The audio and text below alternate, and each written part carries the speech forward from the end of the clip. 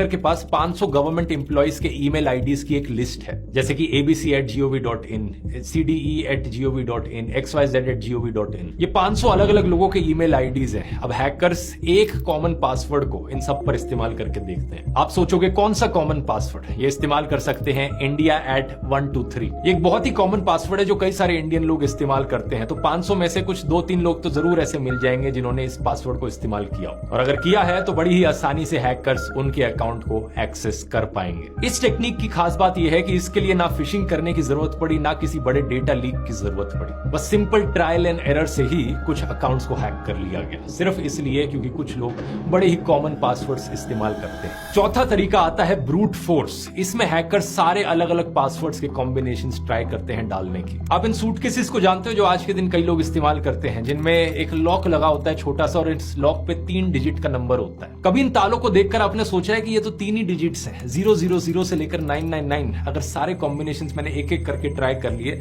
तो बड़ी ही आसानी से ये सूटकेस खुल जाएगा। अगर आपने कभी ऐसा सोचा है तो ये बात सच भी है। इस 3 डिजिट लॉक के लिए मैक्सिमम 1000 कॉम्बिनेशंस पॉसिबल है। सिर्फ 1000 अटेम्प्ट्स करने के बाद आप इस ताले को खोल सकते हो, जिसे करने में सिर्फ कुछ ही घंटे का समय लगेगा। इसी टेक्निक को ब्रूट फोर्स कहा जाता है। आपने इस ताले को ब्रूट फोर्स से खोल दिया। अब हैकर्स जब इस टेक्निक का इस्तेमाल करते हैं तो वो खुद से एक एक कॉम्बिनेशन डालने की कोशिश नहीं करते मैन्युअली। इंस्टेड वो एक स्पेशलाइज्ड सॉफ्टवेयर का इस्तेमाल करते हैं जो एक ही सेकंड के अंदर मिलियन या बिलियंस अलग अलग पासवर्ड्स डाल सकता है। और ये ब्रूट फोर्स हैकर के लिए करना उतना ही आसान है जितना छोटा आपका पासवर्ड है। अगर आप सिर्फ 4 डिजिट का पासवर्ड बनाओगे तो बड़ी आसानी से किया जा सकता है। 5 में थोड़ा और मुश्किल, 6 में थोड़ा और मुश्किल, और जितना लंबा आपका पासवर्ड होते जाता है उतना ही मुश्किल कंप्यूटर सॉफ्टवेयर के लिए भी होता जाता है हर एक कॉम्बिनेशन ट्राई करना। अब सवाल ये कि इससे कैसे बचा जा सकता है। एक 100 डिजिट लंबा पासवर्ड तो आप बनाओगे नहीं, क्योंकि जितना लंबा पासवर्ड आप बनाओगे उतना ही मुश्किल आपको याद करना होगा और उतना ही मुश्किल आपको हमेशा इस्तेमाल करना होगा। इसलिए यहां पर आती है दोस्तों स्ट्रॉन्ग पासवर्ड्स और वीक पासवर्ड्स की